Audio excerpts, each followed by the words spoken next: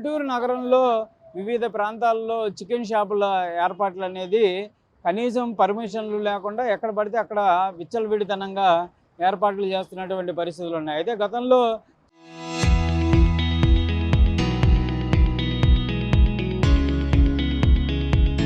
Chicken షాపులకు సంబంధించినటువంటి ఏర్పాట్లు చేయాలంటే కంపల్సరీగా మున్సిపాలిటీ హెల్త్కు సంబంధించినటువంటి అధికారులు ఇచ్చేటటువంటి గైడ్ లైన్స్ అనేది తప్పకుండా పాటించాలనే విధంగా ఉన్నప్పటికీ కూడా నగరంలో అనేక ప్రాంతాల్లో చూస్తుంటే ఎక్కడికక్కడ రోడ్డు పక్కన అయినా రోడ్డు చివరైనా షాపులు పెట్టుకుంటున్నటువంటి పరిస్థితులు అయితే ఉన్నాయి.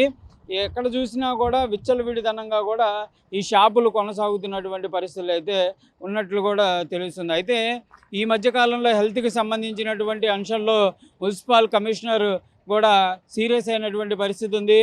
ఎక్కడా కూడా ప్రజలకు ఇబ్బందికరంగా లేనటువంటి అంశాలను కూడా దృష్టిలో పెట్టుకోవాలనే విధంగా అధికారులకు సూచనలు చేసినప్పటికీ కూడా ఒక చికెన్ షాప్ నడపాలంటే కంపల్సరీగా దానికి ఒక ఫ్రీక్వెంట్గా ఒక షాప్ ఉండాలి.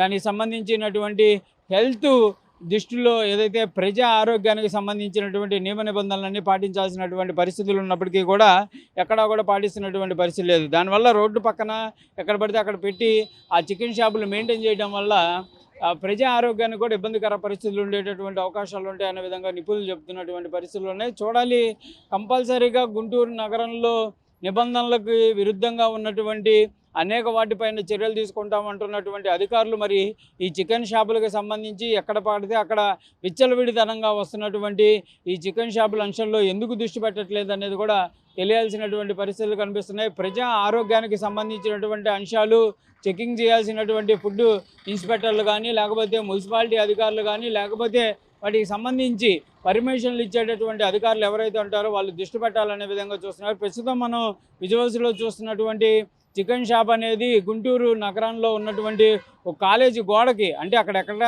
షాపు లేదు లేకపోతే ఏం లేదు, రోడ్డు పైన ఒక చికెన్ షాప్ పెట్టుకొని నడిపిస్తున్నటువంటి పరిస్థితులు అయితే కనిపిస్తున్నాయి.